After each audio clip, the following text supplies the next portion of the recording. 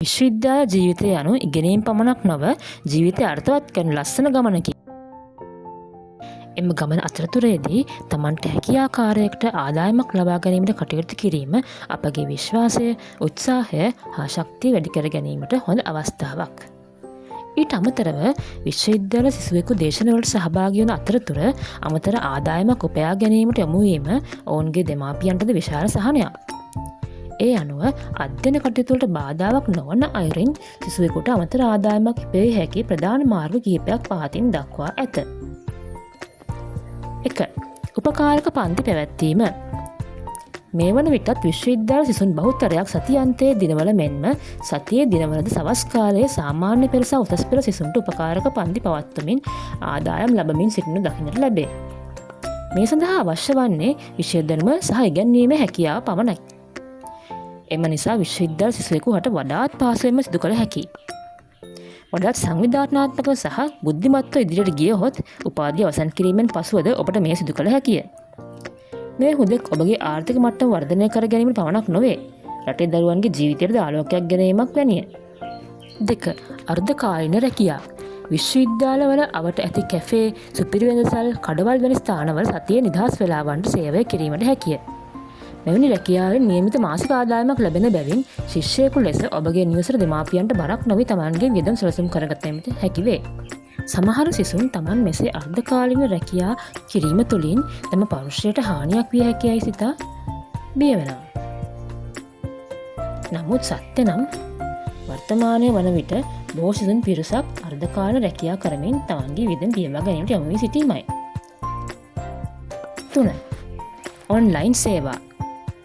හෙවත් freelancing.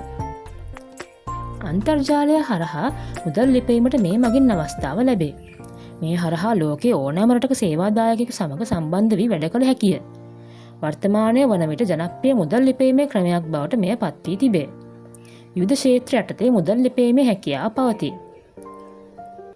Graphic designing, content writing, video editing, data entry වැනි සේවා ෆයිවර්, අප්වර්ක් වැනි වෙබ් අඩවි වලට ලබා දී මුදල් උපයා ගැනීමට හැකි වේ.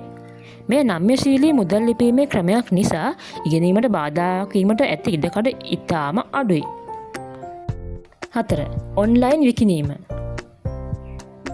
ඒ කියන්නේ Facebook, Instagram වගේ සමාජ මාධ්‍ය භාවිතා කර අන්තර්ජාලය හරහා භාණ්ඩ විකිණීමයි.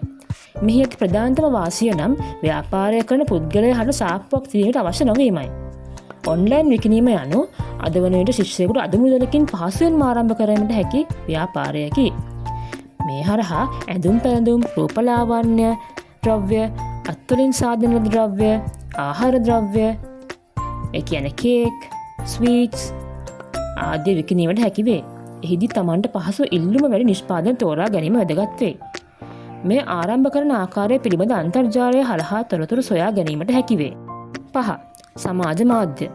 කෘෂිකර්මය වැනි විෂයන් විශ්වවිද්‍යාල තුළ හදාරන සිසුවෙකු හට මේ අනගි අවස්ථාවක්.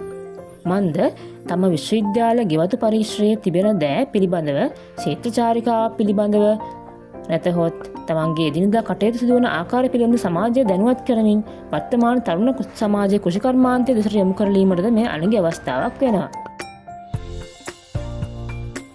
Videos, creative content YouTube, TikTok, Instagram, Facebook වැනි සමාජ මාධ්‍ය හරහා පළ කිරීමෙන් දීර්ඝකාලීනව ආදායම් උපයා ගැනීමට හැකියාව ලැබෙනවා. මේ මගින් තමන්ට ආත්ම තෘප්තියක් සහිතව තම විශ්වවිද්‍යාල ජීවිතය සතුටින් අලුත්බරව ගත කිරීමට අවස්ථාව ලැබෙනවා. 6. විශ්වවිද්‍යාලය තුළ රැකියා. විශ්වවිද්‍යාලය තුළ රැකියා සොයා ගැනීම ශිෂ්‍යයෙකුට ඉගෙනීමත් සමග ආදායමක් සකසා ගැනීමට හොඳම මාර්ගයක්. විශ්වවිද්‍යාල තුළ විවිධ වර්ගයේ රැකියා අවස්ථා තියෙනවා. උදාහරණයක් විදිහට library assistant, lab assistant, IT supporter, research assistant, office assistant වගේ ඒවා. තමන්ගේ දේශකවරුන් හරහා කතාබහ කිරීමෙන් පීඨකාර්ය මණ්ඩලය, ශිෂ්‍ය සංගම් නිවේදන හා පීඨ දැන්වීම් පුවරු හරහා මෙවැනි රැකියා විශ්වවිද්‍යාල භූමියේ තිබෙනවාද නැද්ද යන්න දැනගැනීමට ඔබට හැකියාවක් තියෙනවා. 7. බෙදා හැරීමේ සේවා. බෙදා හැරීමේ සේවා වලට සම්බන්ධ වී ආදායමක් උපයා ගැනීම ශිෂ්‍යයෙකුට ප්‍රායෝගික කිරීමට හැකි දෙයක්. Pick Me Food, Uber Eats, Daraz Express වැනි ජනප්‍රිය බෙදා හැරීමේ සේවා රාශියක් ලංකාව තුළ තියෙනවා. තමන්ට වාහනයක් නැමැතිනම් වාහනයක් කුලියට ගෙන මේ කිරීමටද හැකියාව තියෙනවා. ID, vehicle license, smartphone වැනි සීමිත අවශ්‍යතාවයන් පමණක් ඇති නිසා පහසුවෙන්ම මේ රැකියාව කරන්නට පුළුවන්. එම ආයතනවල නිල වෙබ් අඩවි හරහා ලියාපදිංචි වී ඒ හරහා ඔවුන් සමග සම්බන්ධ වී ඔබට එම රැකියා අවස්ථා උදා කරගත හැකි වෙනවා. 8. පැවරුම් හා නෝට්ස් විකිණීම. විශ්වවිද්‍යාලය තුළ තමන්ගේ අසයින්මන්ට්ස් සටහන් නිසි ලෙස සම්පූර්ණ කර ගැනීම නොහැකි සුදුන් ඕනෑ තරම් දක්නට ලැබෙනවා. ඉතින් ශිෂ්‍යයෙකු ලෙස ඔබ තමන්ගේ අසයින්මන්ට්ස් නෝට්ස් සාධාරණ මුදලකට වෙනත් ශිෂ්‍යයෙකුට විකිණීම හරහා ආදායමක් ලබා ගැනීමට හැකි වෙනවා. මේ හරහා ඔබගේ දැනුම තව තවත් වර්ධනය වෙනවා. මොකද ඔයාගේ දැනුම තව කෙනෙක් එක්ක බෙදා ගන්න නිසා. ඊට අමතරව ඔබගේ වියදම් පියවා ගැනීමට සාධාරණ ලෙස මුදලක් උපයා ගැනීමටද හැකි වෙනවා. මෙය ඔබට දැඩි වෙහෙසකින් තොරවම සිදු කළ හැකි දෙයක්.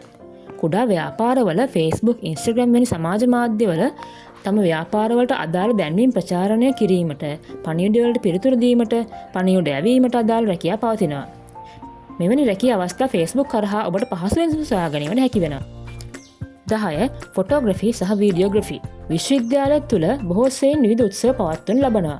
එහිදී ඔබට සංවිධායක මණ්ඩලය සමග කතා බහ කර එම අවස්ථාවල ෆොටෝ, වීඩියෝ ලබා ගැනීමෙන් හා ඒවා එඩිට් කර ලබා දීමෙන් මුදල් උපයා ගැනීමට හැකියාව තියෙනවා. 11. Graphic designing. Posters, logos, social media design සකස් කිරීමෙන් පුද්ගලයන්ට හෝ ව්‍යාපාරවලට ඒවා ලබා දීමෙන් ආදායමක් තබා ගැනීමට හැකියාව තිබෙනවා. ඔබගේ යාළුවන් හරහා සමාජ මාධ්‍ය හරහා මෙවැනි ව්‍යාපාරයක ඔබ නිරත වන බවට සරල දැන්වීම් මගින් පළ කරගන්නට පුළුවන්. එමගින් ඔබට පහසුවෙන්ම රැකියා අවස්ථා සොයා ගැනීමට ලැබෙනවා. 12. ගෙවතු කෘෂිකර්මය. විශ්වවිද්‍යාලය තුළ කෘෂිකර්ම විෂය හදාරන සිසුන් හට මෙන්ම අනෙකුත් සිසුන් හටද මේ මහඟු අවස්ථාවක්. ඔබට විශාල වශයෙන් මූලික වියදමක් දැරීමකින් තොරව විවිධ එළවලු, පළතුරු, පැළ වර්ග හා පලා වර්ග වවා අස්වැන්න වෙළඳපොළට විකිණීමෙන් ආදායම ලබා ගන්න පුළුවන්. තවද ඔබට විස්තුරු පැළ වර්ග, මල් වර්ග උවද වගා කරන්න පුළුවන්. වර්තමානයේ මේ වන විට ඒවාට ඇත්ති ඉහළ ඉල්ලුමක්. මෙයට පවුලේ පිරිසටද ඔබට උදව් කිරීමට හැකියාව තියෙනවා. ඔවුන්ට අමතර ආදායමක්ද ලබා ගන්නට පුළුවන්. තවද ශිෂ්‍යයෙකු ලෙස කාල කළමනාකරණය කරමින් අධ්‍යයන කටයුතු වලට ප්‍රමුඛතාවය ලබා දෙමින් මුදල් ආයෝජනය කර මුදල් උපයන වංචා සහගත ක්‍රමවේද වලින් ප්‍රවේශම් වීමටද බුද්ධිමත් විය යුතුයි. එම අර්ධකාලීන රැකියා කරන අතරතුරදී තම කුසලතා වර්ධනය කර ගැනීමට උත්සාහ කළ යුතුයි. අද පටන් ගන්නා පුංචි උත්සාහයක් හෙට විශාල ජයග්‍රහණයක් වීමට හැකිය.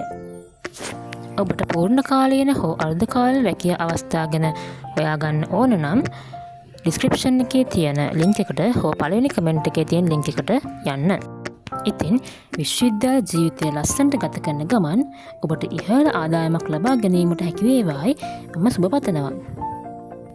මේ වගේ තවත් වීඩියෝස් නැරඹීම සඳහා අපේ channel එක subscribe කරන්න.